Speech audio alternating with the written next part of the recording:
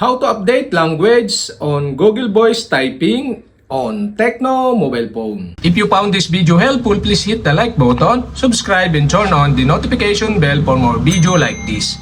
Go to Settings, in Settings, go to System, and go to Language and Input, and go to Keyboard section. Here you can see the on-screen keyboard. Tap this, and go to Google Voice Typing.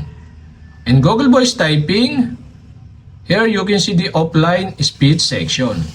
Here you can see the auto-update language. And the auto-update language is set into Wi-Fi only.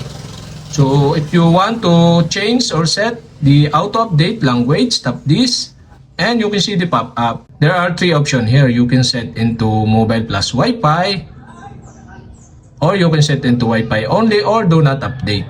So for example, I set into mobile plus Wi-Fi. The auto-update language on Google Voice Typing on my Tecno mobile phone.